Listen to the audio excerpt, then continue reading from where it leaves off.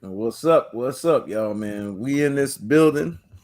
Kevin Durant, let me holla at you, man. Richie Rich, what's up, bro? What's up, he knows what's going on. It's time to holla at Kevin Durant, man. We gotta You holla know, at this motherfucker. all right. So I want to know your take on last year with the Phoenix Suns, this last season that just passed. Obviously, they won 2 games. They pushed it to 6. But what was your overall take on the Phoenix Suns versus the Denver Nuggets?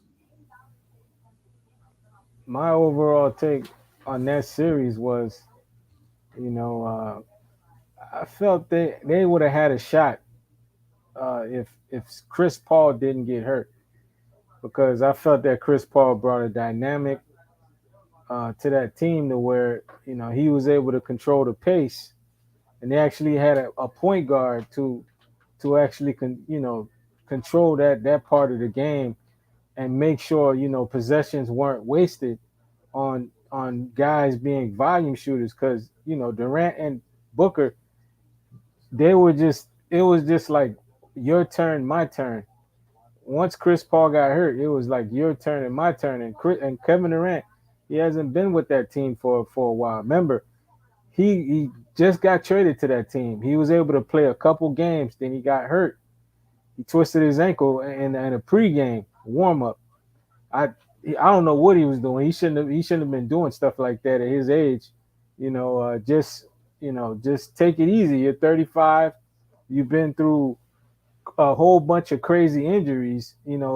Throughout your career, he should just go through a normal pregame. Don't try to do anything excessive because he's injury prone. Let's just say every year he goes through the NBA season where he gets some type of freakish injury. Somebody runs into his knee, or we all know about the Achilles injury. That was kind of career altering for him. But I felt that Kevin Durant, he was out of place with this team because, as I mentioned before to you, he knows I didn't think they were gonna really push for a championship this year because Kevin Durant is not fully acclimated with this team. Him and Devin Booker, they have to figure it out because Devin Booker, he's a gunner, man. You have to agree with that boy's a gunner. That boy, once he get that ball, that boy like to shoot.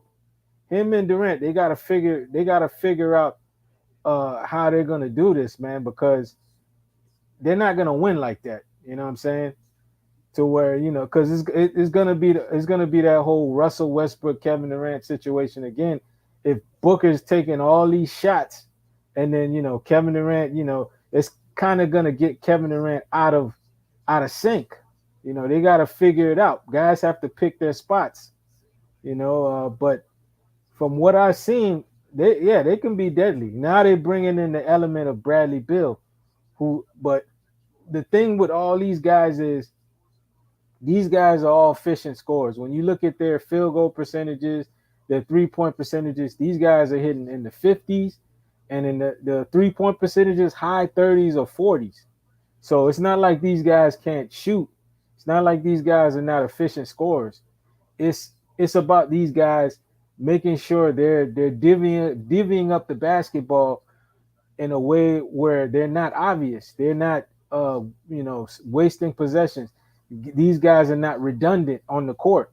I think they'll be able to figure it out. But the total assessment from that Denver series where they just weren't ready. I don't think Kevin Durant had the right enough reps with that team yet, and that injury that he faced after the All Star break, that kind of derailed where they would have been in the postseason. I think they would have been more of a potent team if he would have been able to get more games with Devin Booker, with Chris Paul, because you saw it in that series. Like, man, Devin Booker's taking too many shots. I don't know if he fully trusts Kevin Durant in within the offense. And with Kevin Durant, whenever he got the ball, he seemed like he wasn't totally confident in his place on that team yet. So and they were still able to get 2 games. Now imagine going into this season. when these guys know each other more as they're playing with each other, they know that what guy's spot is. They know where to pass the ball to a guy on a certain area. I think they're gonna be potent. But last year in that postseason, it was just more uncertainty from those two players, especially Durant. You know, so that's my assessment.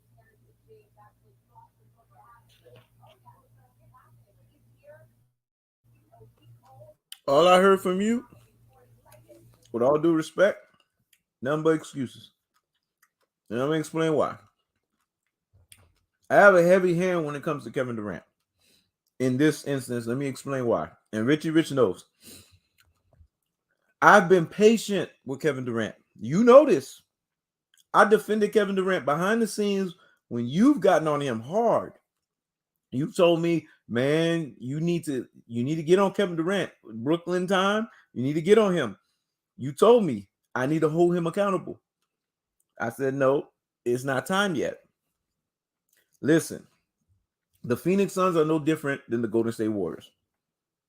From the conglomeration of guys that they had on the team, the weaponry, the firepower, you had Chris Paul. Chris Paul is the ultimate floor general in the history of the game of basketball, regardless his age. You're getting assists from Chris Paul. You're getting the ability that Chris Paul's going to be a pit bull on the defensive end, no matter how old he is. He's going to set guys up. He's going to find guys. So I don't want to hear it. Yes, Devin Booker is a gunner, but that doesn't hurt Kevin Durant. You know why?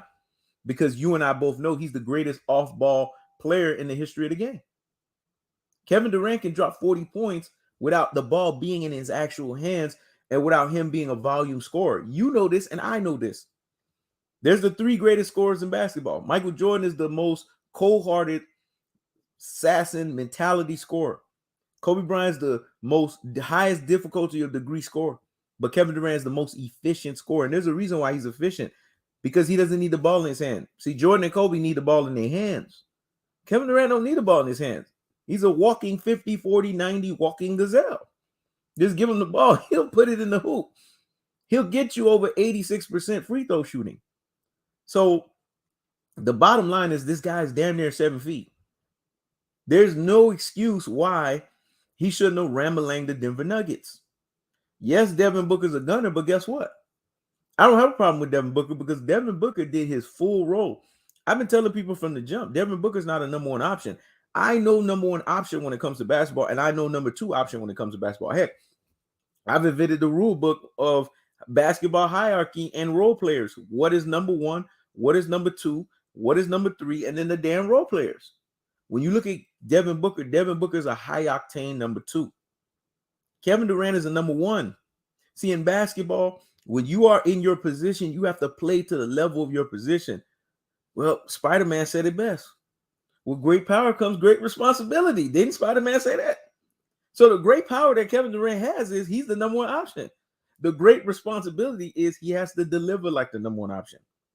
So he has to drop 40 every night. It's incumbent upon him to do that. You can't sit there and be guarded by no damn Patrick Beverly.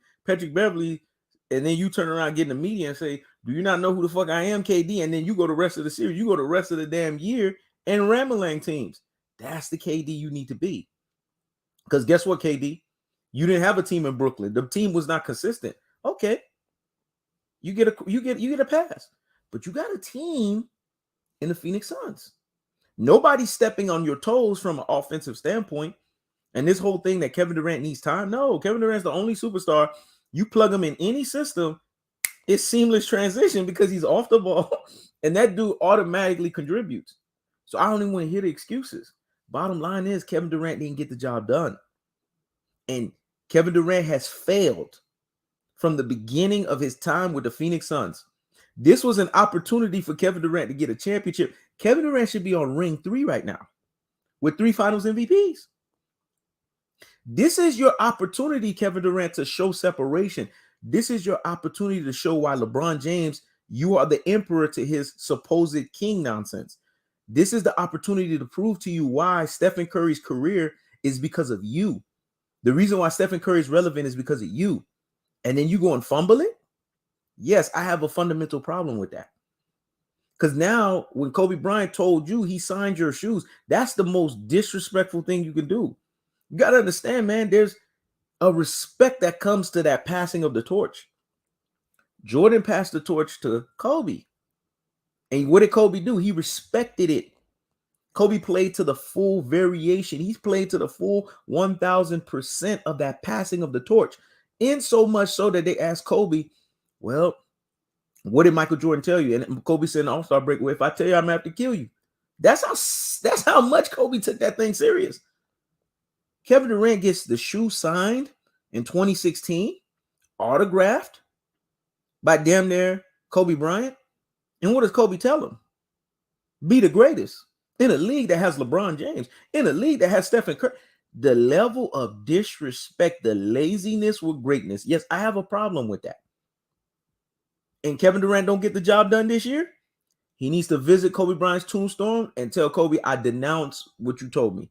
Take Kobe Bryant, the shoes that Kobe Bryant signed, put it on the damn gravestone and say, I denounce it because I was lazy with greatness. That's how serious this thing is. I don't want to see Kevin Durant on no damn Twitter. I don't want to see him on no social media. I don't want to see him doing no Call of Duty. Your ass shouldn't be playing video games. Your ass should be out there shooting 1,000 jumpers. Greatness don't wait on no man. Greatness should not be severed. Greatness should not be lazy. So let me holler at you, Kevin Durant, because this is a personal conversation. You're being lazy with fucking greatness. And Tom Ross, at the end of the day, with Tom Ross, that's his saying. So I'm going to give him credit for it. But let me holler at you. Because right now, you're not doing what I expect you to do from a basketball standpoint. And it's disrespectful. You're a waste of space right now. Because if you're not giving me what I expect, you know me. My patience. Shit. I'm gonna school some people here. They I haven't talked basketball in a while. Richie Rich knows this, and those who've been following the platform, they know this. When Michael Jordan came back, I said to Richie Rich, if Jordan don't play at that level, I don't even want to watch him on the basketball court. It's gonna hurt my soul. As soon as I saw Jordan play, what did I tell Richie? Man, that motherfucker better retire. That's how cruel I am. Because I didn't get the fade away. Man, I wouldn't get none of that. There's a level of greatness that I expect. And I'm about to say something right now.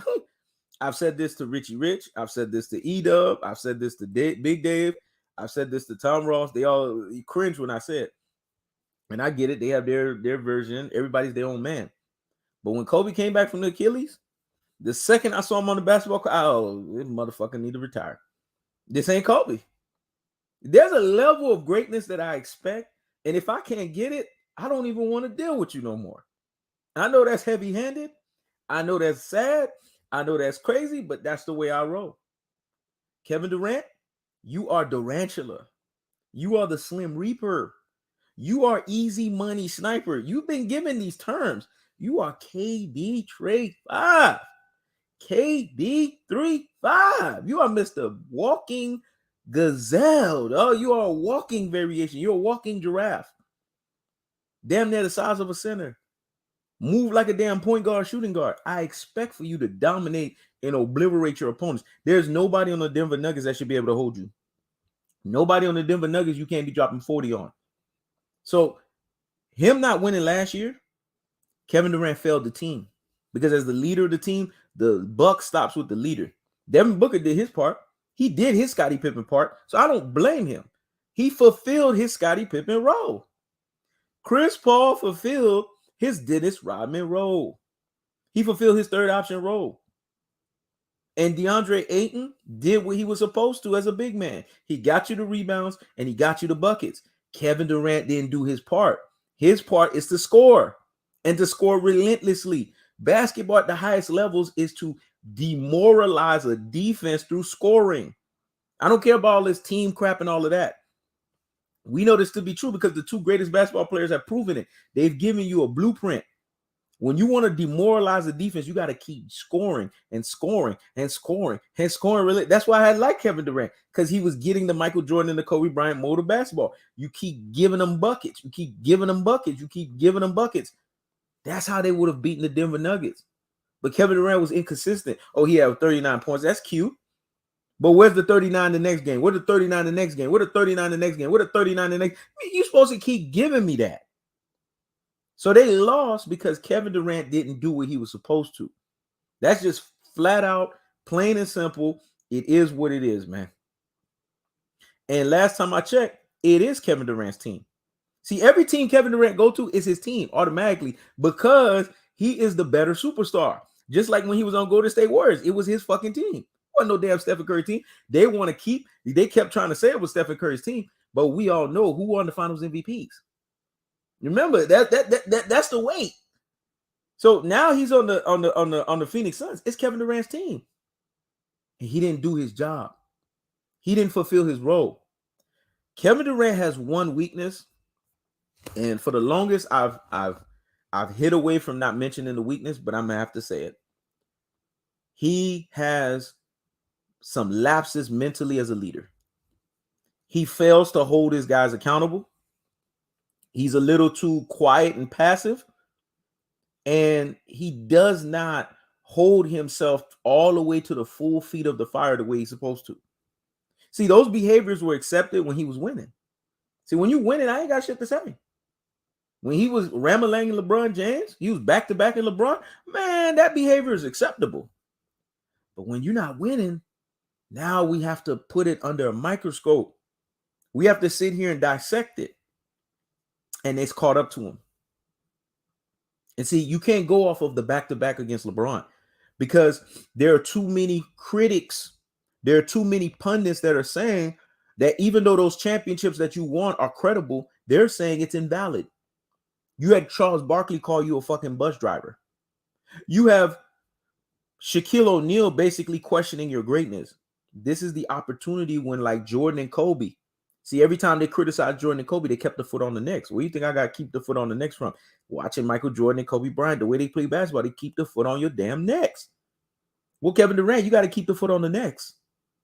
Because when you win Title 3 and you win Title 4, your legacy will be solidified greater than LeBron. Your legacy will basically say, see, I carried Stephen Curry. Stephen Curry's career is in my hands. He's the reason why Stephen Curry is relevant is because of me. But you got to win to prove this. If you don't win, I can't back you up. And if there's anybody that can, obliterate any bullshit narrative out there, anyone that can basically make somebody look good is me. Nobody can do better. Nobody can do that better than me. But I need credibility to do it. I need wins to do it. And if you're not giving me the wins to do it, I cannot even have your back, bro. So I know it sounds heavy-handed, but it's justified. The Denver Nuggets are not all that. Joker, I've said this before. Joker is not all that. Big men, I never respect big men, dog. I don't give a fuck how talented big men are. You know why? Big men are pedestrians on the basketball court. Big men are basically subservient to guard play. If your guard ain't dominant, your big man ain't getting touches. So when you look at the Denver Nuggets, it's not Joker. Me and Richie Rich have talked about it. It's Jamal Murray and Aaron Gordon. Those are the guys you got to account for. Those are the most dangerous guys. Joker is getting the ball off of what those guys do. Those are the guys that's been killing teams. Not Joker. Joker ain't shit. He's a big man. Big men ain't shit. They got to get the ball dumped to them. It's too easy. Your ass damn near 7 feet. You supposed to be able to put the ball in the hoop 2 feet in. Me and Richie Rich know what we talking about, man. We used to always play with one big old tall dude because we're like, hey, man, you should be able to put them. And then if the dude don't put up, me and you, we have impatience on the court. Man, get your sorry ass off the court because we know we're going to do everything. We're going to play defense. We're going to score. We're going to look for you. We're going to do everything. Guard play, man. Perimeter play is the most important play in basketball. Point guard and shooting guard. And maybe some talented small forwards. But that's the most important position in basketball because they got to do everything. Centers don't do shit. All they do is get the ball to them. So their job is easy. I know this is unconventional basketball and people are like, what the hell? Yes. Centers don't do shit. But just get the touches. So to me, Joker is not phenomenal. Joker is whatever, man. The guys that you got to count for is Jamal Murray and you got to count for Aaron Gordon. Those are the guys you got to count for because guess what? It's proven. You go looking from series to series to series. Who was the ones that have been giving them daggers? Jamal Murray. And you want to know what I'm talking about? Go look at when Joker has to play without a Jamal Murray. Go look at when he's played without Aaron Gordon. Did he deliver? Me and Richie Rich already went through this. Richie Rich even had to admit, yeah, you ain't lying. That motherfucker, he ain't the same without them. It's perimeter play. Now, Kevin Durant, you got Bradley Beal. Now, Kevin Durant, guess what? You got your Brooklyn teammate, Yuta Watanabe. So you got motherfuckers now. Last year, you already been put on the clock as a loss. This year, if you don't really do it, I'm sorry to say it, but now we're going to say that you are a comfortable superstar who really don't care about your legacy. You're too busy being comfortable. See, in basketball is not about comfortability. Basketball is all about playing the sport at the highest levels to where you're not wasting greatness. And see, something got lost in translation with that, with Kevin Durant. This motherfucker is still holding on to his 2 rings. You know what I love about Michael Jordan and Kobe? Every time they won a ring, it's as if they didn't win a ring. They're like, nah, I gotta go get another one. See, that shit is lost in the art of basketball.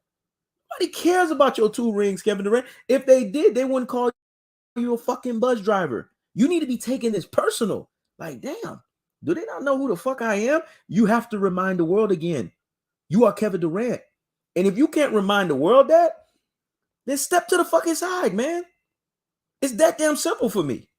Step to the damn side. So, Kevin Durant, let me holler at you. Get your ass off that Call of Duty. Stop smoking that fucking weed and get on the damn basketball court and ram-a-lang.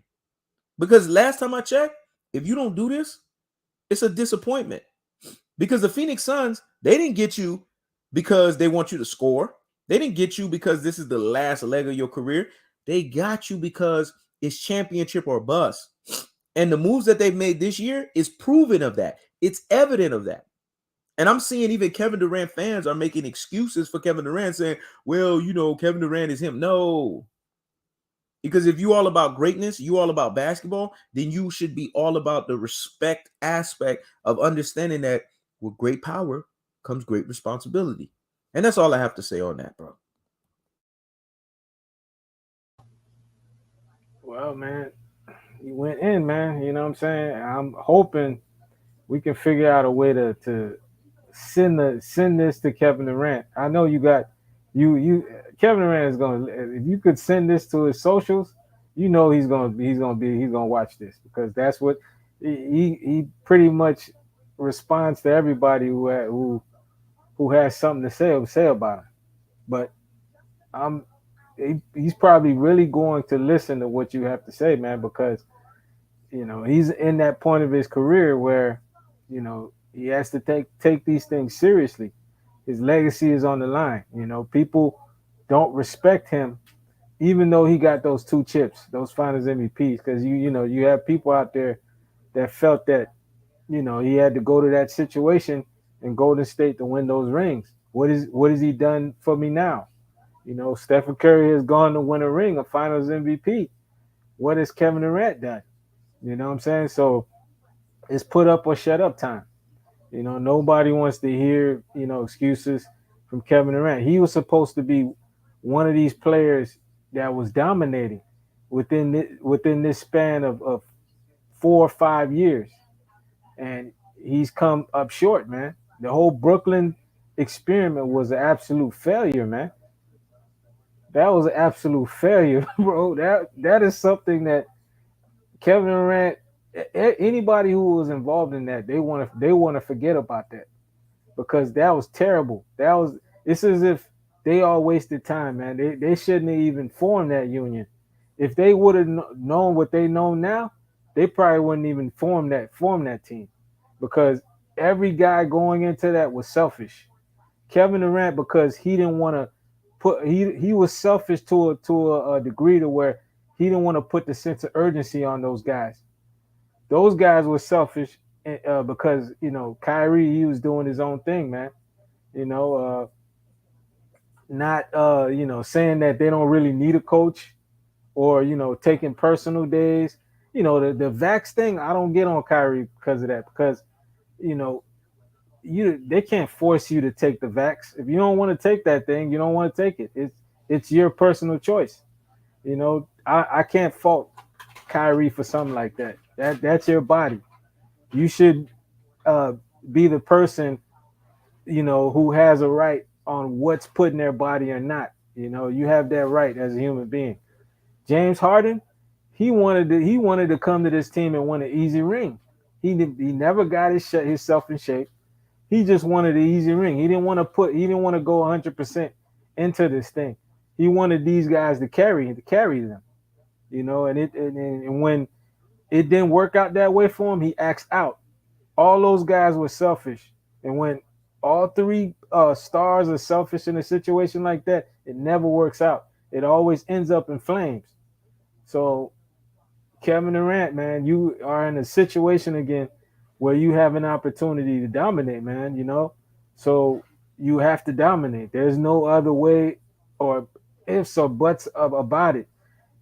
There's no excuses. Denver, they were able to win a chip in a year where it was wide open. That could have been a ring where he got. It was a wide open chip, and they took advantage of that. Wide Wide open. fucking open. That's why I'm Miami Heat. Are disappointed. you kidding me? Come on now, dog. This is why Denver won the way they won. That chip was wide open. You know what I'm saying? You can't waste these opportunities, bro. I felt that he's been wasting opportunities. I was getting on he knows because I know KD's his player. I didn't really get on KD this time because I felt that he went to this team at a late point of the year, and I didn't think it was gonna. You can't win a chip that fast. I mean, I've only seen it when with the Detroit Pistons when they went a few years ago when they acquired Rasheed Wallace, They're going and to they say were words won out the gate though. They won out. They won the first year out the now I'm gate. talking about a acquisition when you go and get a player late in the season like that, and then that player is able to make an impact and you end up winning a title. It was the Detroit Pistons. They made that acquisition for Rasheed Great, Wallace, great point. Great point. and he was instrumental to that team. You saw what they did to the Lakers, Shaq and Kobe.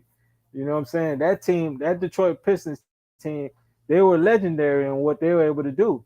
They're a team that's memorable because Yeah, it's but like five guys. the assignment for Kevin Durant was simple though. As soon as he jumped on the Phoenix Suns, he should have said, "You know what? Like you just said with the Brooklyn Nets, I wasted a lot of time with that. I didn't do what I was supposed to. It was a failed project. I can't waste time with this situation." He should have took this shit very seriously. And let's be honest, Kevin Durant did not take it all the way serious the way he was supposed to, even with it being a late acquisition. If Kevin Durant came into that situation business as usual and came in and said, "You know what? My legacy is on the line." He didn't have that sense of urgency. You could tell his body language was not there. If he had that, come on, bro. Come on now. If he had that sense of urgency, you don't think the outcome would have been different? Yeah, I think the outcome would have been different, but still, it's still tough to win a championship like that in the NBA. You don't see teams. It's rare to win when you get a late player acquisition like that, and you got to learn things on the fly. So sudden. I think this team is going to be very potent this year, especially with those signings. They didn't just sign what Tambe. They signed somebody named Keita Bates Diop from the San Antonio Spurs. This dude is a solid player, low underrated player. Spurs weren't really good, but they had some players that had moments on that team last year. You know, this guy, he's going to be a solid wing for that team. Solid defender. He's a good slasher, and he can hit the three. He's probably going to be that 3-and-D guy. They also signed somebody named Devin Eubanks. He was a Yep. backup center for Portland. Yep. Solid big for and they all got these guys cheap. And You to know, help so and to help with DeAndre Ayton. That's what the solid big is there for. And here's the thing. exactly. You mentioned these defenders, right? That means Jamal Murray, Eric Gordon should be shut down. They got a lot of wing defending to be shutting these motherfuckers down. There shouldn't be no reason why Jamal Murray and Aaron Gordon's going off when they play against the Denver Nuggets because now they have the guys to neutralize those guys. And if they neutralize those guys, Joker's ineffective. So that's why I said it's even way more no excuse this year. I think Aiton can if he regains the confidence that he had the year where Suns went to the finals, he can be effective against Joker. Because Aiden, man, he can go into a zone where he could get a lot of rebounds. He's a really good rebounder, but I don't know what was wrong with him the past 2 seasons. It could have been the beef that he had with the former head coach Monty Williams, where he didn't feel Monty Williams was putting him in positions to be successful, so he didn't really go 100%. But Bottom line is today's basketball players, they're crybabies, man. you're right, you're right. Monty They are. Williams is a no nonsense guy. He's a bona fide professional. We saw the way he coached in the USA Olympics. All superstars, all veteran players talk highly of Monty Williams and how he demands so much. Today's basketball player they're crybabies, man. They don't work out nowhere near the way they used to. They're lazy and they want to pout. And they know because it's a players league, they can get away with if they want to sit here and say the coach is this way, but the team prioritizes the player over the coach, they'll get rid of the coach. Nowadays, they don't have no patience with NBA coaches, and I don't like that. NBA coaches should be given more leeway. They should be given more patience, and they should be given more time to ingratiate their offense. There was no reason to get rid of Monty Williams. Not taking nothing away from Frank Vogel. I'm sure he's going to do a great job. He's going to bring a defensive presence, but Monty Williams should not have been fired. It's just like Steve Kerr. Steve Kerr got a lot of benefit from what Mark Jackson set up. Let's just be honest here, man. Mark Jackson set Yeah, up a core with the Golden State Warriors, but then when supposedly Brian Scalabrine, and we know that that's all racism and prejudice associated behind that. This guy's not even a superstar, but because he said Mark Jackson is what? Spiritual, he's religious, and he prays, and that offended him. Really? We're getting rid of coaches for that reason? I thought we it should be about basketball. And then now you have DeAndre Ayton mad because what? Monty Williams is demanding a lot of him. All Monty Williams was saying is you're a big guy, man. You were drafted high. Play like the way you were drafted. What's wrong with demanding greatness from a guy? And then the guy wants to pout when he's not delivering. It's the same thing with Zion Williamson. That's why Zion Williamson, I left him a long time ago. You got all this potential, but you don't want to put in the work to showcase the potential you have as a star. Today's basketball player, they don't work the way they're supposed to. And this is in this genre of basketball, we see more fat basketball players than I've ever seen. Look at Luka Doncic. Luka Doncic got a double fucking chin. You're a basketball player. I've never seen basketball players with double chins. Basketball players are usually like lean. So that's why now Luca always burns out. Baron Davis is normal in the league. Every Baron Davis was supposed to be like a anomaly. Everybody looks like Baron Davis now on the court. That's because these guys are not training the way they're supposed to. Go look at Luka Doncic before he got in the NBA. Slim, lean. And then now he's a chubby motherfucker. Motherfucker got no muscles on his arm. It's not just only that guys not being in shape. They don't make them like they used to. These players aren't as durable, man. You see some of these contracts they're giving to these players the past few days, and these guys have been missing considerable amount of time. Look, LaMelo Ball. Not hating on these guys. Go get your money. This Keep cat talking. I was got to pee offered. real quick. This cat was offered a 5-year, $260 million deal. He only played 36 games last year.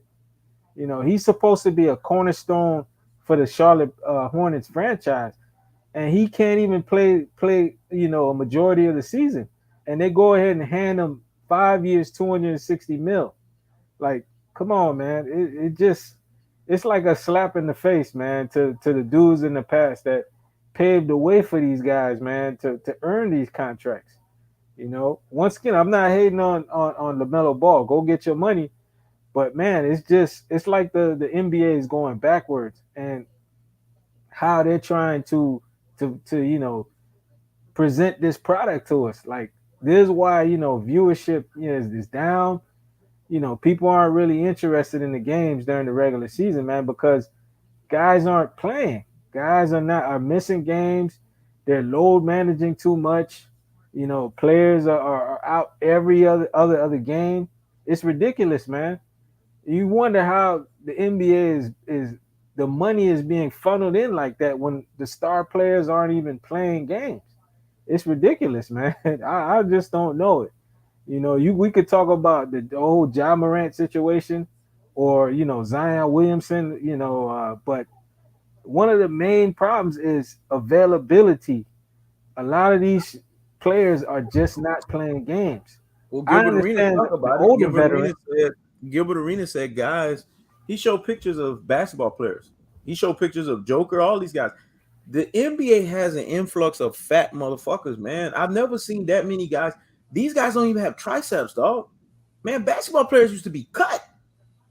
Basketball players used to have muscle on their bodies, man. Now it's like everybody's walking around with 20% body fat, man. What the fuck is this? Guys got guts. They don't move the way they're supposed to. I remember Agent Zero, Gilbert Arenas saying, man, after running so many miles, then at the end of the game, I'm back on the bike for another so many rounds. You remember Dennis Rodman would be on the bike in between games. Yeah, Dennis Rodman, man, he was a workout freak. These guys don't train. Ben Wallace. Ben Wallace had muscles on top of muscles on top of muscles for the Detroit Pistons, man. I mean, when guys did get out of shape, it was noticeable. Like Shaq, when Shaq was with the Orlando Magic, he was in basketball shape. But after Orlando Magic, Shaq was just fat the rest of his career. He was fat on the Lakers. He was fat the rest of his Yeah, career. he let himself go when he got to He LA. let himself go when he got to the Lakers. It's okay to be. It's okay. Women are created to be gifts to men, and I know a lot. I know even the women I deal with these days, they get mad when I say this shit, but it's the truth. Eve was given as a gift to Adam. You're my gift. So everything I ask for you sexually, you're supposed to do it. Gargle my damn balls, dance for me, ass job, fuck the shit out of you. You my gift. You're supposed to be my gift. Everything I ask for you, you my gift. But don't let it mess with your number one goal, your purpose. And the purpose with Zion Williamson is he's too busy getting his balls gargled that he's not even playing basketball. They put that whole man's business on social media, man, And about I what don't he have was a doing problem. with these females. Listen, I don't have a problem. Every man is a sexual predator. And when I say sexual predator, I mean in the best way possible. Every man is created in their body to create. We're progenitors. We are creators. So we're going to be animals when it comes to sex. So when women try to say we're what's the word they want to use? That stupid word, creepy, or the stupid word they want to use to say Perverts. pervert. We're not perverts. We are creators. That's God created us to have sex. Because if you look at the ordinance, it says what? Be fruitful, multiply, and procreate. Those were the main ordinances. That means we need to be fucking. That's why you see every time in a guy's mind, he always think about sex. Because he gotta create. He gotta procreate. He gotta bust one in a woman. That's why a guy always looking to bust. It's in you to bust, dog. There's nothing abnormal about that. That's why when we see an ass and some titty, I want nut on a fucking titty, nut on a fucking ass, nut in her damn mouth, nut in her damn coochie. It's created. You created a nut. There's nothing wrong with that. There's nothing wrong with that shit, man. They try to make you feel as a man that is criminal. God created us to nut. We have to nut, man. That's why you see when guys don't nut, they always look all mad and shit. Motherfuckers ain't nothing, dog. Let's just keep it a buck. You want to get the happiest version of a man when a dude is nothing, dog. Why you think strip clubs and titty places and all this shit? Why you think they're the most popular? Why you think guys are sitting there? Ooh, yeah, they so happy when they think because they got the titties and the ass in front of them. You get the ass grinding on you. Why you sitting there? Ooh, yeah. Because we created a nut, man. So there's nothing wrong with Zion Williamson nutting. I want to make that very clear. The man should nut. He should nut as much as he wants. He should nut 1 billion times. But don't let it get in the way of basketball, man. Don't let your nutting get in the way of your purpose. His purpose is to be a basketball player first. Now, when you let it creep into that and you let it creep into your money, now the NBA team is going to be like, oh, So you prioritizing ass. Ass should be like the thing you do when you're not on the court. You're prioritizing that over basketball. Okay, we're going to let your contract play itself out. Then we're going to stifle your contract. Then we're going to suffocate your contract. Then we're going to do all of this and do all that. And that's why I laugh at women, because women always want to make it seem like they're on the same level with men. Listen, OnlyFans, guess who the owner of OnlyFans is? It was a male. OnlyFans is just the new age pimping. He got a bunch of y'all on that shit, and y'all pimping and making him a billionaire while y'all sitting there doing the same. Men and women are not created to be on the same level. Women were created to please men. I know this is a hard thing to digest, but it's the reality. And if you're not doing that as a woman, you're not shaking your ass, you're not shaking your titties, you're not being all nice and dressy so that we could bust a nut, you're worthless. Yeah, man. Motherfuckers don't want to hear this shit, but it's the truth. If you're not doing this shit, you're worthless. And they wonder why when men see women, it's like one thing go in the ear and the other thing go out the nut. Listen, we're not here to be listening to all your bullshit. We're here to bust a nut in you, man. Motherfuckers don't want to hear this shit. It's the truth. It's the fucking truth. And I'm proud of a lot of men these days, because a lot of men are like, you know what? I ain't dealing with all this baggage bullshit with this. Let me rinse you for a little bit and then be to myself. Most guys prefer to be to themselves. They don't want to deal with the 24/7, man. You know, I have rights. Shut the fuck up, man. You here for me to bust a fucking nut. Yeah, man. See, people don't want to have an honest conversation about this type of stuff. Women are actually depreciated. They are a depreciation, man. Women are actually problems, man. They are like liability. If you want to be honest, there's no woman that brings you really, really, really. When you really think about it, there's no woman that really, really bring you value outside of you busting a nut. I'm being honest with you. Cause every time you're around it, what happens? You gotta spend money, you gotta waste money, waste fucking time. Here today, I'm on my period. Today, when I left work, you hear all that bullshit. You don't want to hear that, man. You just want to look at the motherfucker. Damn, that ass fat, man. Turn around, shake your ass, man. I need to bust a nut. That's all you want to do. But they don't understand that, man. It's not that difficult. We as men are simple creatures, man. We're simple. And then they wonder why we make them disposable and we have multiple. Because when you start, you go to the other one. Oh, okay, yeah, you know what you're doing, yeah. And then you got the other one, and then you go to the other one. Okay, you click the phone, and then you go to the other one, and then the other one's like, yeah, I'm down. Yeah, that's how it works. People don't want to accept that, but that's the reality. Well, why am I saying all of this and how it correlates? Today's basketball player, they're like women. They Coach Monty Williams, he's too hard on me. Zion Williamson, I just want to eat Popeye's chicken. These motherfuckers are not putting in work, man. This is the facts. They're not putting in work.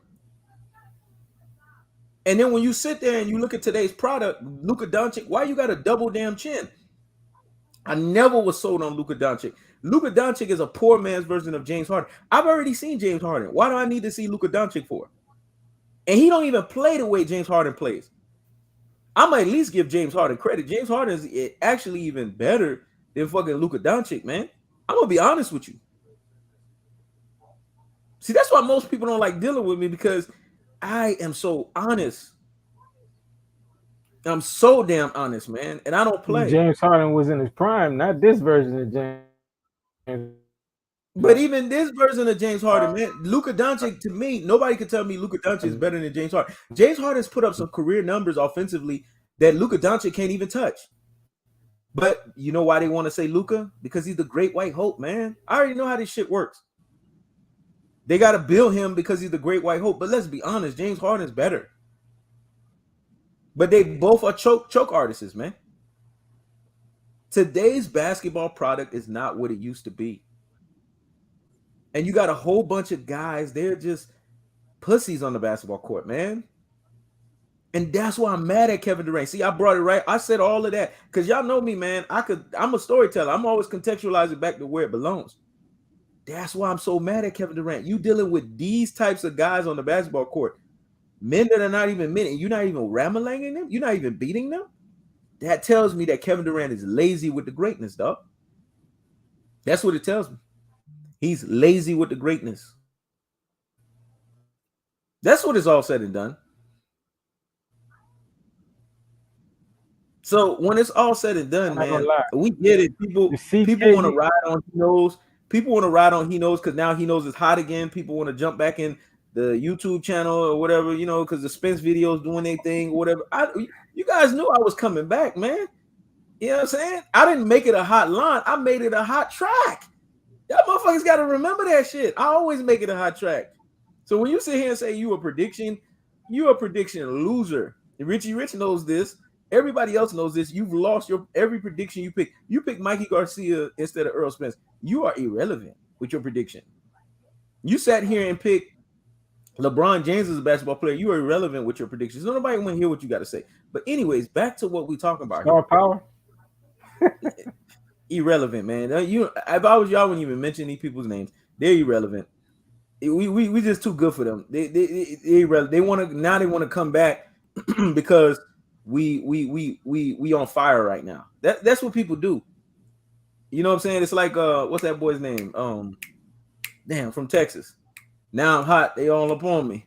Back then they wasn't on me. Now I'm hot. They all up on me, man. I forgot that. I don't forgot that dude's name. Yeah, Mike Jones now or I'm something. not Mike Jones. I'm Mike Jones in the game right now. Motherfuckers want to get back. But what people don't understand is I was gonna come back regardless. I took a hiatus. I came back. Now I'm hot. They all up on me. Back then they didn't want me. So it is what it is. I ain't got time to be paying attention to people. We're too good for them. We don't even need to bring their names up. The fact of the matter is people don't want to hear this, Richie Rich. They don't want to hear this stuff, but it's the truth. Let's talk about the right shit. Damian Lillard. I want to see Damian Lillard go to the Miami Heat. I'm actually more interested in talking about that than Kevin Durant's failures. Damian Lillard, he turn around and go to the Miami Heat. Jimmy Butler doesn't get enough credit for it, but the Miami Heat, I don't know what they've been doing, but they've been wasting Jimmy Butler's greatness. And I'm going to say this. I've been said for years, get rid of Tyler Hero, man. I've been said Bam Adebayo, they need to figure out something with him because Bam Adebayo is a front runner. He gives you good exploits in the beginning, but every time he gets to the postseason, he nuts up. I don't know what it is about that dude. He nuts up. Get rid of him. It's simple. Just get rid of his ass. I mean, if they get rid of Bam, who they gonna replace him with? Listen, man. There's a lot of guys in the NBA right now that you can replace with. Pat Riley is resourceful. Pat Riley's useful. Just like you said, hopefully Kevin Durant listen to this. Hopefully Pat Riley listen. Pat Riley's a genius. Figure it out. I don't know. I don't know the player off the top of my head. But one thing that I trust is I trust Pat Riley's genius. Because Pat Riley keep proving time and time again. Look, right now we're talking about Damian Lillard potentially going to the Miami Heat. That shows you the genius that Pat Riley is. Get rid of Bam Adebayo. I'm sure the genius that you are, Pat Riley, you'll figure out what makes more sense for him. You can get value for him and get rid of him. Because what has Bam Adebayo done time and time again in these postseasons? He did that in the bubble in 2020. He did that in this year's finals. What has he done, man? The 2 times he's been in the NBA finals, he's nutted up, bro. How many times do you need this guy to keep proving and showing to you that he is not the dude that needs to be on your squad? How many times? I I agree with you with Tyler Hero. The Heat should do away with him. Rid themselves from him because he's shown that he's not reliable. This is the second year that he's been hurt and he hasn't been able to suit up for the team. So they gave him that contract for no reason. So that's like a dead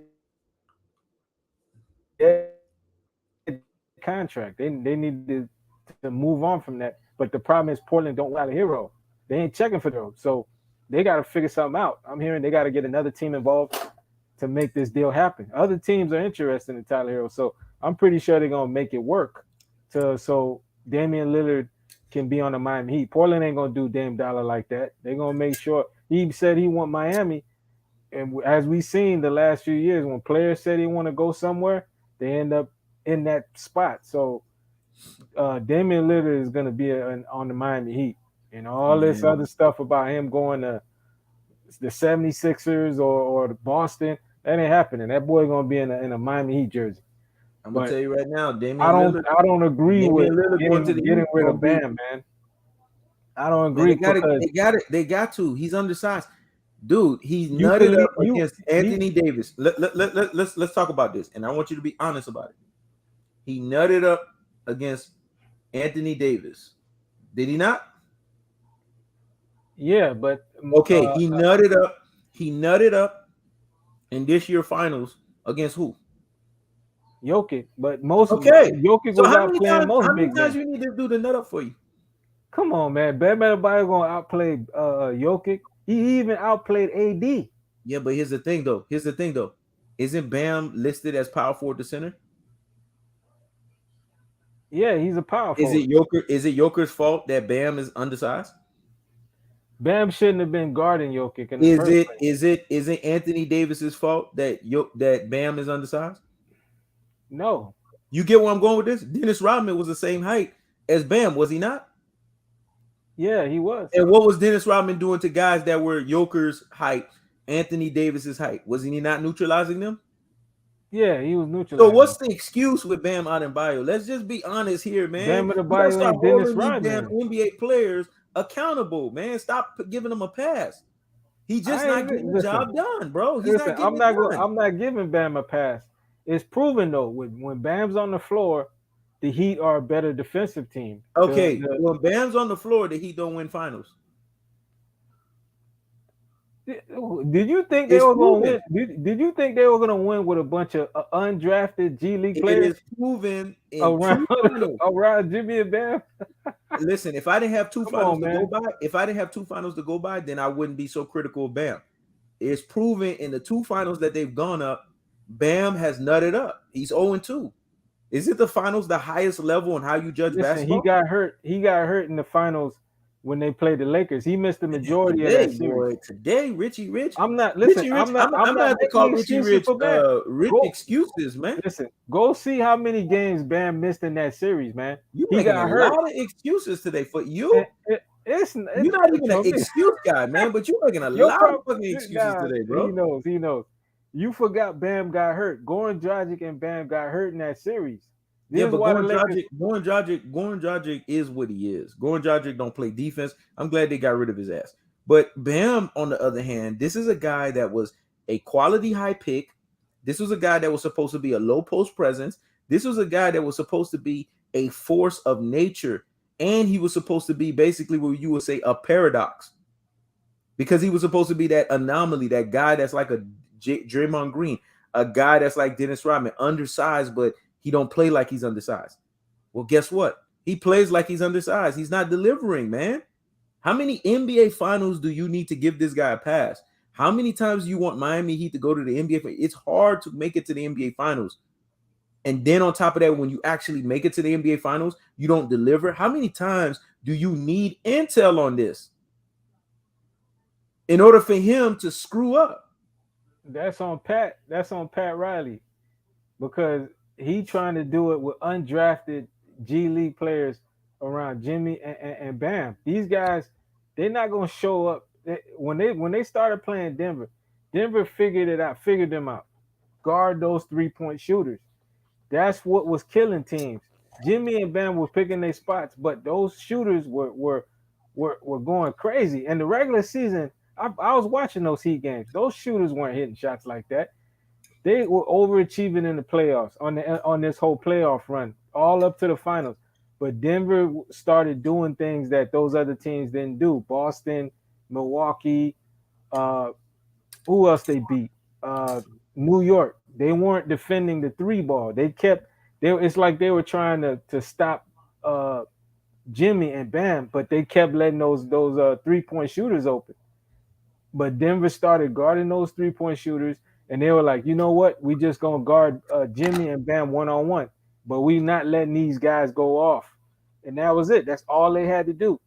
But now Jimmy, we know Jimmy's been consistent, but Bam's been inconsistent. I don't know why you're not seeing that, man. Jimmy was inconsistent in some of them games against Denver. when He you was. play the I way know you was Jimmy watching Butler, the when you game. play the way Jimmy Butler plays, you're gonna have games where you're off. It's not considered inconsistent. It's more considered off because you're being asked to do too much. There's a difference between that and Bam being flat out inconsistent. There's a big difference between those two scenarios. Jimmy Butler's asked to do way too much, and he doesn't have a dedicated number two. So there's going to be moments where he's going to have off games. It's not that he's inconsistent; he just has off games. Bam, on the other hand, has had off. Bam, on the other hand, has had inconsistent games. Flat out. Okay, He's mentally checked out. Flat out. this is what they need to do. The problem with the Heat is they got Bam as the number 2 guy on the team. Why not have Bam as the number 3? Get Dame. You already know. You already know what your pecking order is going to be. Jimmy's going to be the number 1. Damian Lillard is going to be the number 2, but the number 2 that's hitting big time clutch shots, and the number 3 is Bam. Let's go at Here's it the thing. with that I pecking order. like that. I like what you're saying with that, and it sounds good on paper. But here's the deficiency with Damian Lillard. A number 2 usually is a guy that can defend. And I have a problem with Damian Lillard because Damian Lillard don't play no defense. His offense is a defense. Damian Lillard is the Manny Pacquiao of basketball. His offense is his defense because he ain't got no defense. Let's just be honest. I mean, So he's a he got some liability on players the that basketball are not court. known for their defense. They got a defensive scheme that hides some of their players Yeah, that are not good at but if you're on gonna keep on Bam one-on-one Adebayo, defense. if you're gonna keep Bam Adebayo, who's a liability, then your number 2 would have to be a hellified defender. Since Damian Lillard's not a hellified defender, Pat Riley still, if the Miami Heat listen to me, they're gonna win the finals, dog. I'm telling you. Pat Riley, you are a genius. Find a way in the mid-level exception to get rid of Bam and get somebody who's better than Bam. I'm sure you'll be able to do that. Bam has a market. There's teams out there that's gonna want a guy like that. Shit. What? This is who you get. So This is the type of player that you get for Bam Adebayo. And I think you could agree with this. There's a guy by the name of Pascal Siakam. That's a higher level upgrade from a Bam Adebayo. If you could get rid of Bam Adebayo and get a Pascal Siakam, why not? Because at least you know with Siakam, he can play defense. At least you know he don't nut up. And he's proven.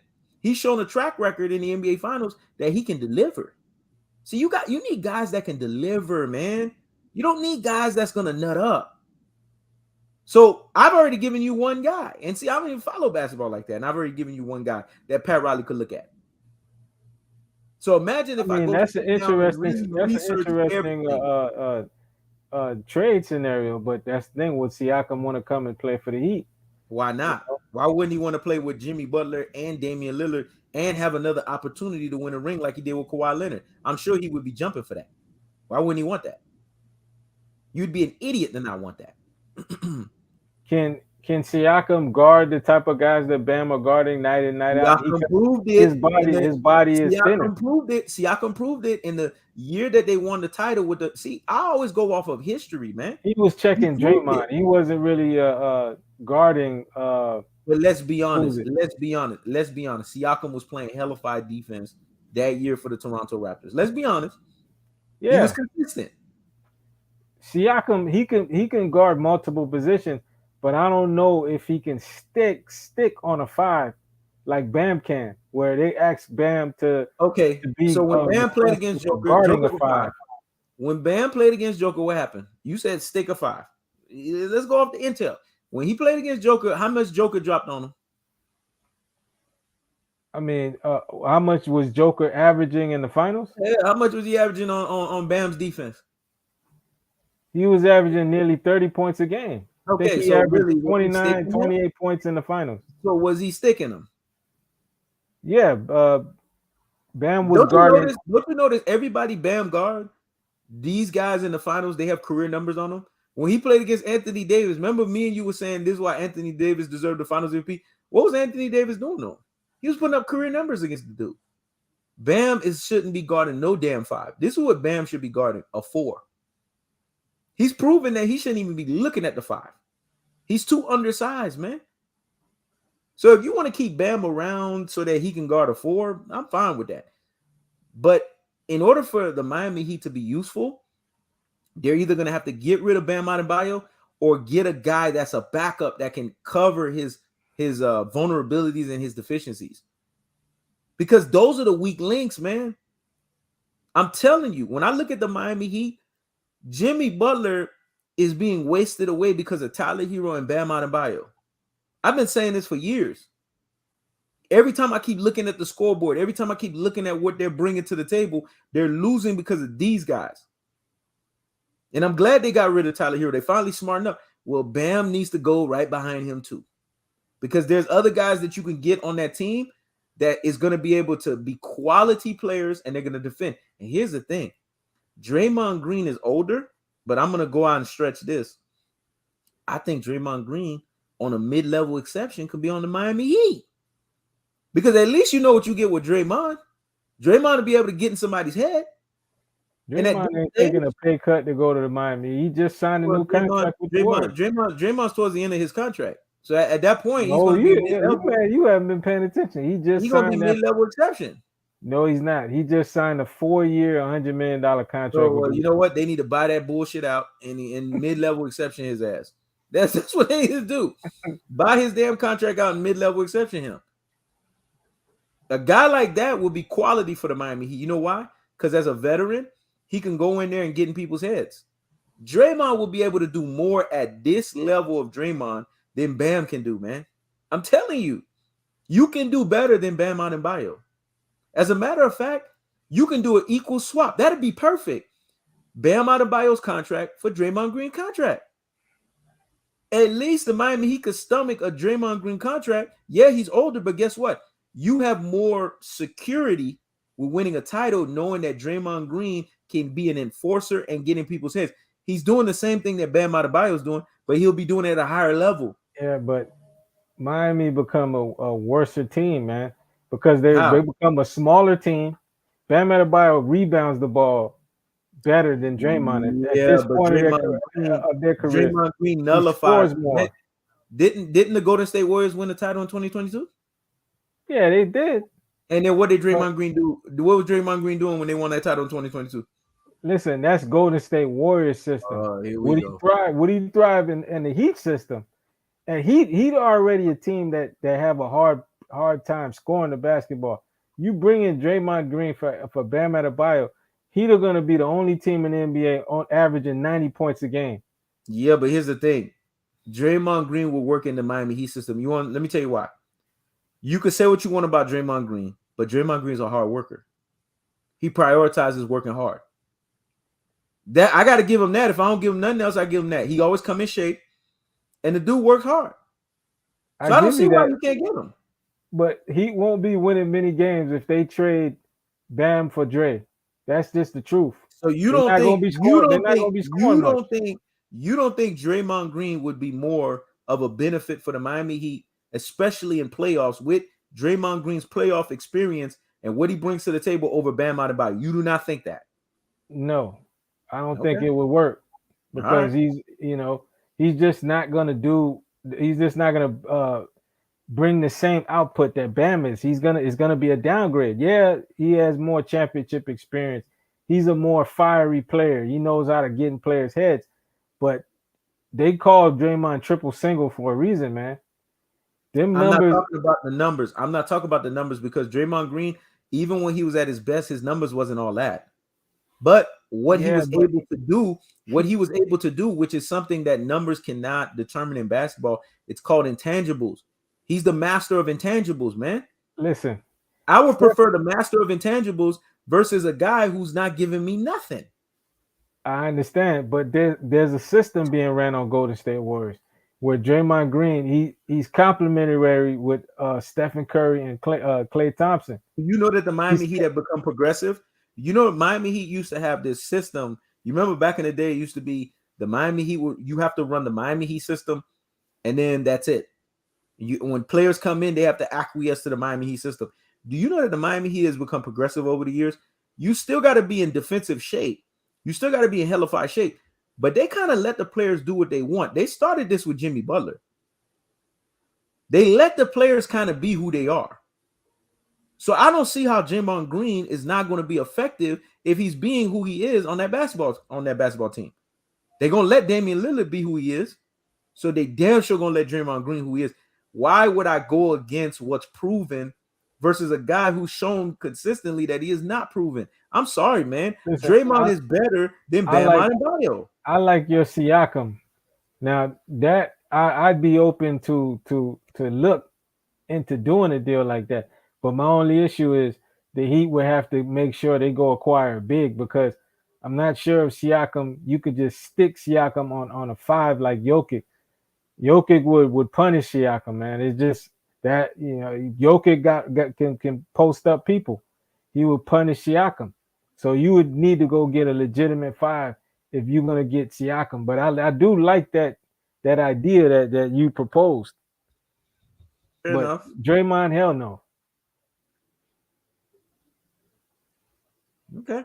All right. Well, at least we agree on one end of it, and the other end, it is what it is agree to disagree. I think both aspects, if you're looking at it, like if Miami wants to win now and they're looking at it short term and they're desperate to win and they know they have a small window, Draymond Green's perfect.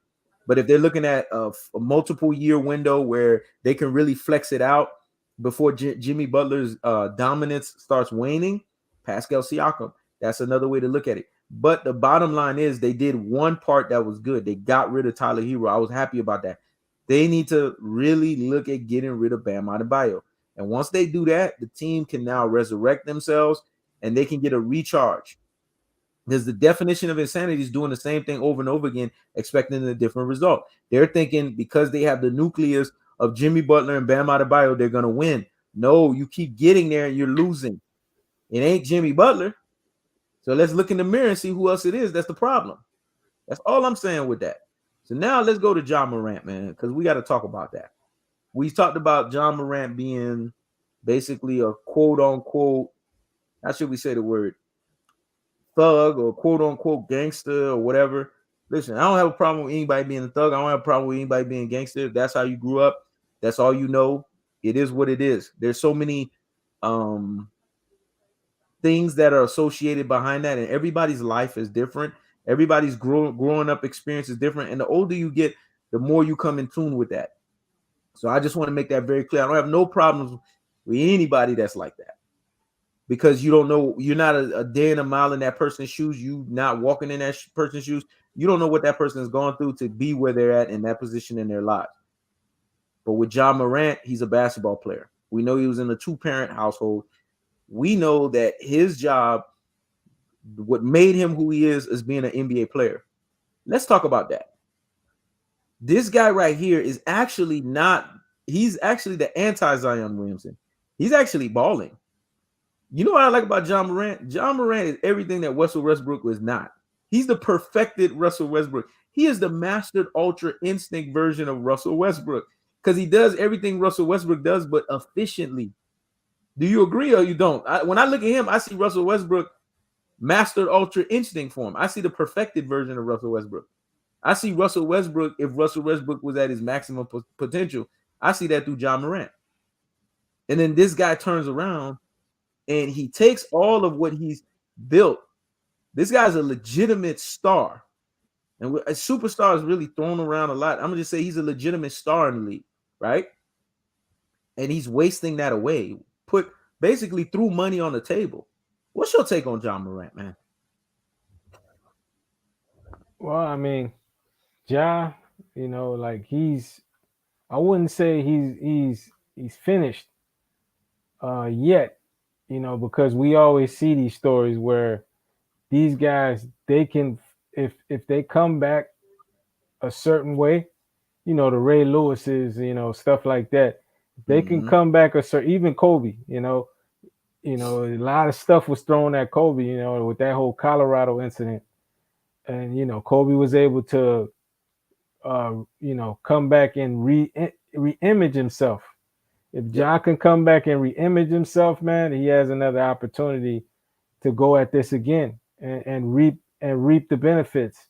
But he has to take it serious, man, because now they're looking at him like he's not a marketable player for them right now because of this whole having firearms.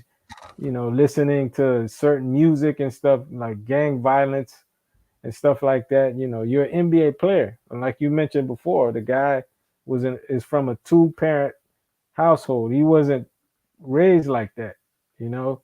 So people are a little, like befuddled why he's acting like that. It's Mm-hmm. probably because of the people, the company he keeps, and that's how it is with most of these players. They have entourages, and some of these entourages, man, they're like yes men, but they put these players in positions where it's not always the best situation to have these players in. They're a bunch of yes men. They're not looking out for these dudes' backs. Ja has some dudes that are not looking out for him, and they're not telling them how it's supposed to be. This guy could have been one of these players, right? He's making a lot of money, but he's lost a lot of money too. Look at his teammate Desmond Bain. He just got a $200 million contract the other Mm-hmm. day.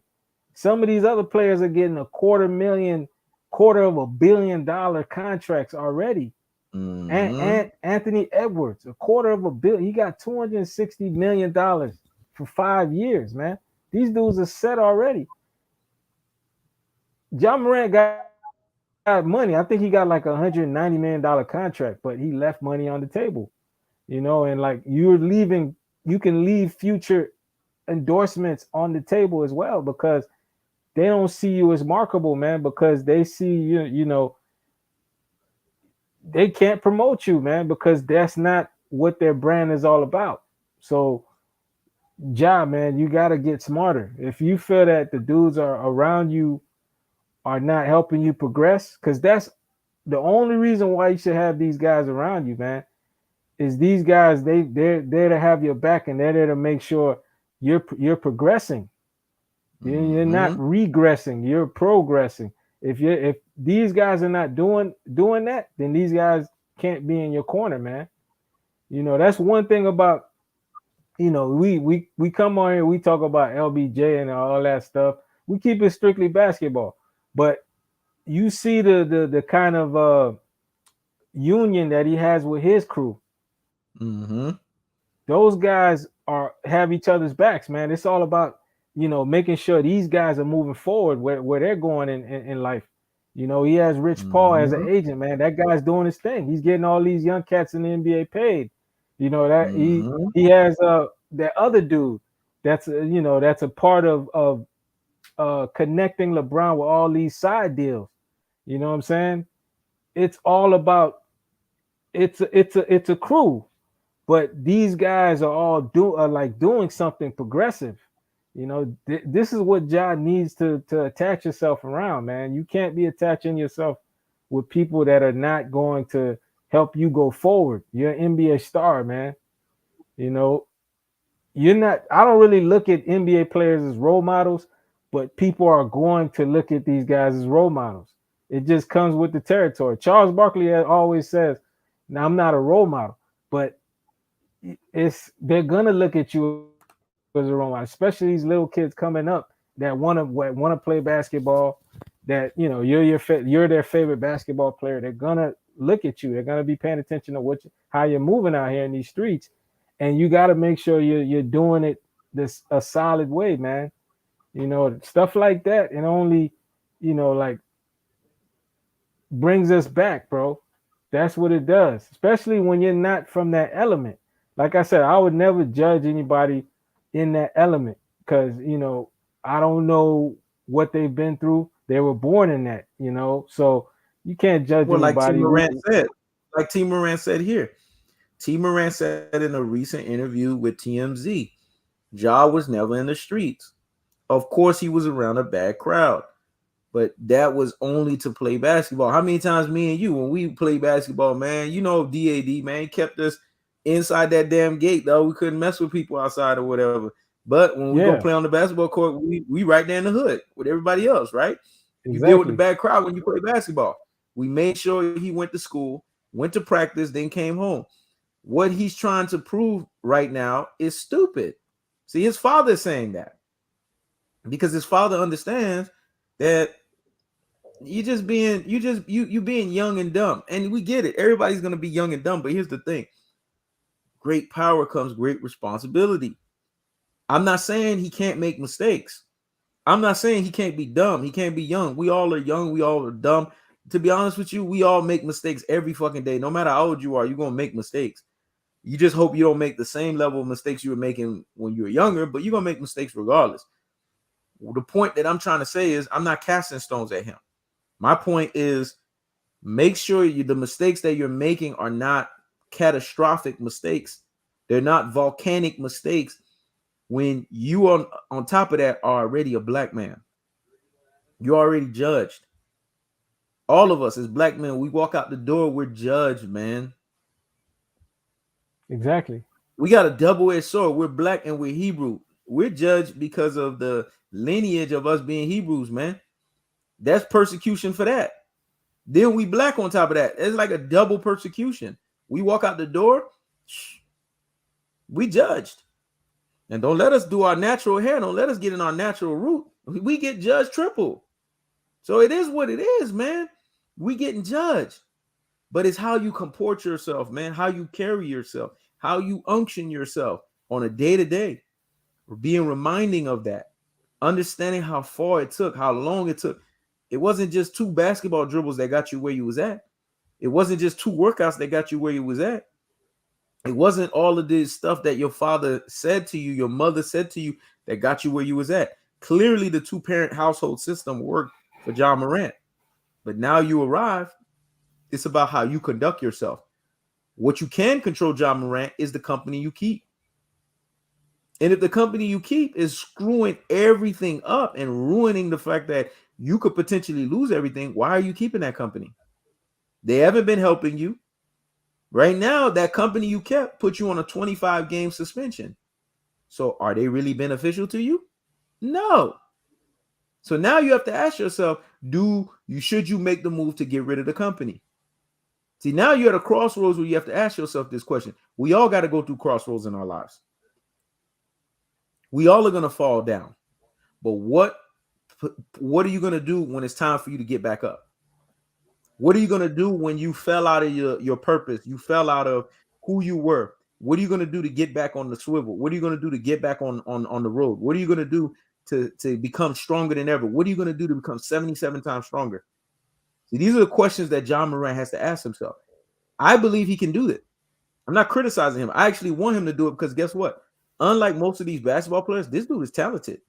Unlike most of these basketball players, this dude is dynamic. Unlike most of these basketball players, he's actually in shape. He actually looks the part. He looks like a basketball player. He's doing his thing. I don't care what he does outside of the basketball court. It's not my business what you do outside of the basketball court. I don't care if you let women eat your ass crack out. There's some men that do it. That's weird to me. I don't know why men do that, why they open their booty holes for women to put their mouths in it. I don't care if you do that. If that's what you do, that's what you do. What I care about is for you to, when you play basketball, you play it at the highest levels, and you showcase your purpose on full display, and you understand what's in front of you, and you respect that. That's what I care about. What you do on your own personal time, that's what you do on your own personal time. But don't let your personal time affect business at hand, the task at hand, what you got going on at hand. And this is where John Morant has to come back. Basically, you got to come back to the basics. So when I see his father drop a statement like that, that's his father basically getting on him and telling him, hey, remember the Titans, dog. Remember the fact that this is what it is. Remember that when it's all said and done, we got something to do here. So we're going to do what we got to do it. And his sister, John Morant, it looks like she's going to end up becoming a basketball superstar. And remember, John Morant, you got a little baby mama, you got some kids and all that, man. You got a lot of stuff that you got to be mindful of, bro. So you got to take care of business. Do your part. It's that simple. But see, this genre, this basketball genre of NBA basketball players, they're polluted, man. And when I say polluted, I'm talking about in general terms, not singling out John Morant. It's what Michael Jordan was talking about when he said, when you give these guys too much too fast and they haven't earned it, They do shit like this. See, Jordan had to earn. People are like, well, Jordan got the sneaker deal. Let me tell you something. Jordan put a clause in there that said, this is what Jordan said in the clause. Why y'all need to go watch the movie Air. Jordan said, I'm going to live up to this sneaker deal that you guys give me. Matter of fact, I'm going to go above and beyond the sneaker deal because I know people like to use that. And Jordan put in a clause and said, if at any given moment I don't live up to the deal, yank the deal from me. Did they yank it? Did he not live up to the deal? So at the end of the day, he earned his weight. And he put the clause in there so that way it was like another limiter to remind him what he had to do to get the job done. Most guys get the money, they get the check, and then they just go live life. You're supposed to live life, ball out. I done told you, man, we men, we supposed to be busting nuts, bust a billion fucking nuts. I don't give a fuck. But when it's time for you to play basketball at the highest levels. Kobe Bryant was fucking what, 400 and something women? Shit, do it, man. I don't give a fuck. If you got an itch, get the scratch. You gotta get that nut. But make sure your purpose is fulfilled while you doing that. It's like Rick Ross say, I bust a nut, then I'm back to thinking money. I bust a nut, then I'm back to thinking money. Man, you better get back on your grind. That's all I'm saying. Get back on your damn grind, man. And that's the problem with a lot of these guys. They're not on their grind. They're just doing whatever they want to do. They're just so caught up in the foolery. They're all caught up in the nonsense that they're not focused on what's real. Because when you get older, real talk, and I'm gonna get real serious for a second because I know we like to joke. As you get older, you got to show growth. Growth in the way you comport yourself, growth in your mental aptitude, growth in the way that you talk, growth in the way that you handle yourself. And people got to see the results of the growth. It's got to be showcased through your actions, man. So John Morant, this is my, how should I say this? Big brother to little brother. I mean, shit, you could be my son. I mean, let's be honest here. You're 23? You could literally be my son. So father to son. I'm going to give you a father to son advice. Get on your shit, man. Just get on your shit. It's that simple. Get back on your shit. Get back on the wheel. Get back on the wheel. That's it. Because you're doing great things. You're dominating like nobody's business. And we actually like you. You are an electric basketball player. When I watch you play, I'm like, damn, that dude remind me of Russell Westbrook, but the perfected version.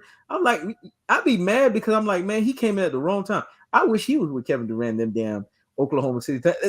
I've said that. I haven't said that out loud and I haven't said that publicly, but I'm saying that today. I'm like, man, I wish Russell Westbrook would have started now, and then he would have started when Russell Westbrook started. I'd be like, ooh, you know how many championships Kevin Durant would have? Ooh, my head start going crazy. Like, you know how many championships they would have? This dude is perfected version of Russell Westbrook. I said that when I first saw him play.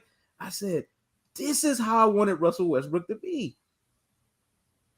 So I want to see you develop, John Morant. That's what I want. Mr. Perfected, Mr. Master Ultra Instinct version of Russell Westbrook. I want to see you get a chip. And you know why I want to see you get it? I want to see you get it with the Memphis Grizzlies because you know what? Denver Nuggets winning the title, all jokes aside, Denver Nuggets winning the title, you know what that did to all of us? It re-ingratiated in our minds that don't sleep on mid-level team markets in the NBA, man. Start showing them respect again. Because some of these teams sometimes need to start winning championships. Because it ain't just about the sexy places, the cute places that are winning titles, whether it's LA, Miami, New York. We were reminded, man, outside of San Antonio Spurs, we were reminded that this is why when you build the right way, you can win. Exactly. So I believe the Memphis Grizzlies can do it too. Yeah, they could. If they keep building around that core. We know who their core is. It's Ja, Desmond Bain, and Jaren Jones Jr. Mm-hmm. So, any closing arguments, man? Any closing things you want to say to the people? regarding this year and regarding how you feel about the forecast of the NBA? I mean, the forecast of the NBA, man, I don't like what I'm seeing from the up and coming players, man. These guys are the only one I really like out of them so far. I like, I like Ja. I like, I like Anthony Edwards. I Mm-hmm. like that dude. Kind of feel like most of these dudes, man, they haven't really lived up to the Let's be potential, honest, the man. NBA draft was trash. Let's be honest, that shit was Yeah, trash. yeah, this upcoming draft, yeah, it was kind of overhyped, but it came with the hype from Victor Wembanyama. I'm intrigued to see what this kid's gonna look like. I think they're starting a summer league today, so he's gonna be playing. He's gonna be playing today. So I mean, I hope this kid is not a bust, man. I hope this kid brings something, a new flair to the game. He definitely Keep has talking. to I gotta work on pee. his I gotta body. pee again, man. That coffee All running right. through me. Keep talking. Okay. Yeah, I hope he brings a new flair, a new air to the NBA because they need it. A lot of these young players, man, they've kind of disappointed so far. These guys that said that's going to be the next it, like Zion, or these guys have so far they disappointed. So now we got to keep looking for the next guy. So Victor Wembanyama, man, I hope this guy can be something in the game. He's gonna have some challenges. He's a tall, lengthy player, but he already seems like he's skilled. He can do a lot of things so already, and it's not like he hasn't played. He's played against grown men so far because he was in the France league, so he already has experience playing against grown men. But the NBA is a different game. You got a lot of stars in this game, so we got to see how he looks against these guys, and if he can pick up the game quickly. If he knows how to, get himself acclimated. But so far, the current climate of the game, I don't like it. I like these players to man up and start playing more games, man. Stop, you know, staying out for like these little injuries and stuff like that. If you're working out in the off season, man, like take that a lot more seriously. Build your Mm-hmm. body in a way to where you can last the majority of the NBA season and play the games and actually give your team a shot to compete. Because I feel like a lot of these players, they're not doing that, man. Like they're not real. They're staying out. They're only playing like 50, like 30 games of the season, 40 games of the season, and the team. They're since it's the team investment, they don't want the player to play, so they're kind of like keeping the player out from playing, and that just Mm-hmm. tanks their season, man. Like that's killing basketball. That's making basketball Mm-hmm. unwatchable. We need that to change. Mm-hmm. I think The you said amount it of great. games in the regular I season think is you said fine, it. I man. think you said it great, and you said it well. And let's just be honest, man. The bottom line is simple as this. And Richie Rich harped on the point. John Morant, we want you to resurrect. Um, John Morant, we want you to resurrect. And we want basically all of these basketball players to start taking precedence and listen to what Gilbert Arenas said, man. Start working out the way that you're supposed to as a basketball player. Don't be coming into the damn basketball game looking like a football player and you're a basketball player. We don't need basketball players being 300 plus coming into the damn training camp, getting all these days off and shit like that, man. Train like you a basketball player, man. Look the part. This is why I'm a fan of Olympic times during basketball, because when guys are playing in Olympics, they're already in hellified basketball shape.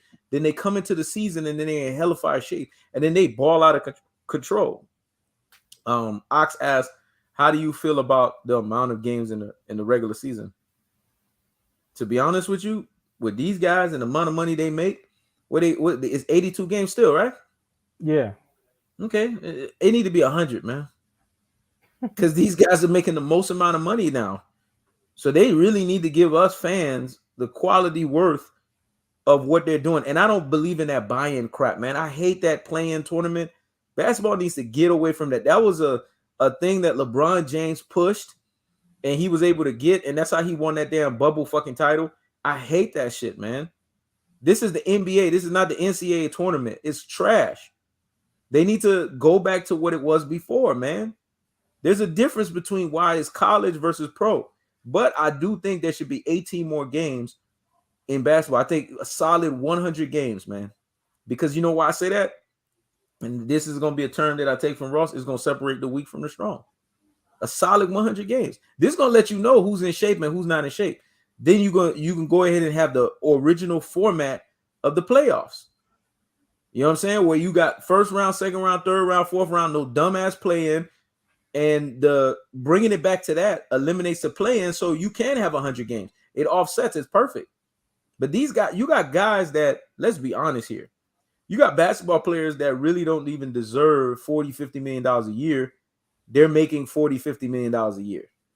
So if guys are making that kind of money and guys are making 60 million, I mean, I saw Stephen Curry what he made this last season. The dude made like 50 million, man. Yeah. Was he worth 50 million in terms of how he played and contributed last year? Hell no. The year before that, okay, he won the title. Yeah, you could say that. But last year, no, he got done up by LeBron. He wasn't worth the money. So I want these guys to play 100 fucking games, man. I'm sorry. Basketball has hit an all-time low with rankings. So you need these guys playing more so that the rankings can go back up. So that the rankings, the ratings can go back up. The ratings has been an all-time shitter. What helped the ratings was the fact that LeBron wasn't in the NBA Finals and it was a Denver versus Miami Heat. That was the height of their ratings. Outside of that, it was trash. Especially in the regular season, it was trash. He said slave labor. Damn right. Shit. Them motherfuckers making 50, 60, 70, 80 million. They need to play 100 games, man. These boys are making $250 million, man, on these contracts now. They're walking around $300 million contract. Man, you wish boxers could make that shit $400 million. Man, they need to play 100 fucking games, man. They need to give us fans what we deserve. And on top of that, you should put a clause in their contract that they could only have so many games that they could sit out. I'm tired of this sitting out bullshit because all these players are trying to be slick now. Well, I'm sitting out for this reason. I'm sitting out for that reason. And then they don't even play 82 games. Most of these guys are playing, 50 games a season? So you're not even getting maximum product out of these guys based on what they're supposed to play. So, yeah, move that motherfucker up to 100 games, man. I think that should be right. 100 games. Yeah, I think they should increase the games too. Yep. But, some fans are going to be like, man, they should lessen the games. That's going backward. How then when you look at the records of all the past players, how that only like the game is taking a step back if you lessen the amount of games. Doesn't make sense. That's what some people are proposing. Yeah, and that's why I was saying, Ox, 100 games regular season, but remove that whole play-in tournament bullshit, man. That cuts games from that, and then just go back to regular NBA playoffs, and it'll offset. I think it'll offset perfectly.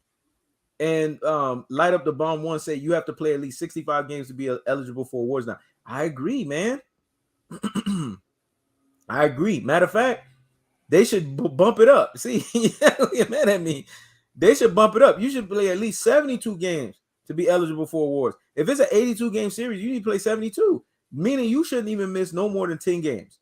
And the 10 games you miss got to be quality reasons why you're missing the 10 games. It can't be, I'm missing the games because you got guys like Zion Williamson saying, every other week. This guy was coming up with some excuse every other week. My parents are having a moment. I need a mental health day. How many mental health days do you need, bro? Just to miss basketball games. Your ass living. The doctor cleared this dude. Every time you come back, you 30, 40 pounds heavier. Come on, man. I ain't with all that. The doctor cleared this dude to play. He was ready to play in the postseason. You see? He said that in that playing game, he said that he wasn't ready. Yeah. He wasn't mentally ready. You see, that's that bullshit, man. This is why I think basketball players need to play 100 games, and then you remove that play-in crap, man. Just remove it, man. This is stupid. It's dumb. You already know who is number 1 to number 8 based on the way that they performed in the regular season.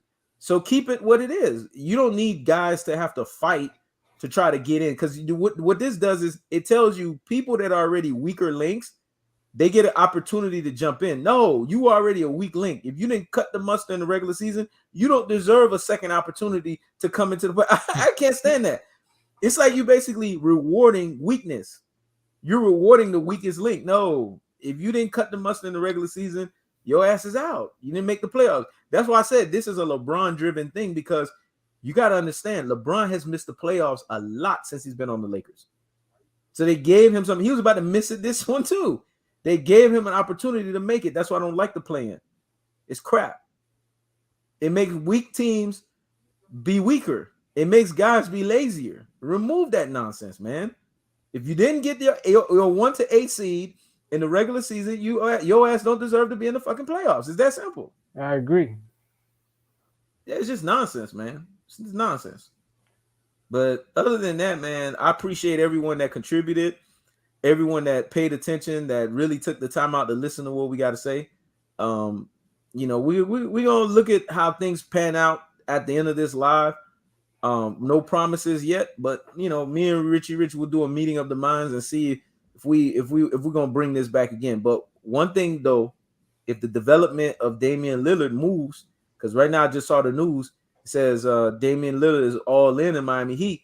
I said that dude Adrian Ranowski, boy, if there's one guy you could count on him, because he dropped that shit. Me and Richie Rich were talking about that shit earlier this week. He dropped that thing last week that this dude was going to the Miami Heat, and look at the news now. All roads lead to the Miami. I don't know what Ranowski knows. I don't know if Ranowski got a gun to somebody's head. I don't know what Ranowski is able to do, but he always say something, and then it always pans out, man. This dude is interesting. He's the mouthpiece for the GMs. Yep. He has that connection. Yep. In the NBA, he's the mouthpiece. Yep. He's the guy that they're connecting with. Yep. I got to give him credit, man. So, man, Richie Rich, this has been a great live. We spoke our minds. We said a lot. We got a chance to really put our foot on the necks. We got a chance to really just talk about Kevin Durant and talk about the forecast of the NBA. And I feel like, we may have to revisit this again, man. We'll see. Yeah, we gonna see. All right. It's been real. It's been easy. Appreciate all of y'all, man. Peace.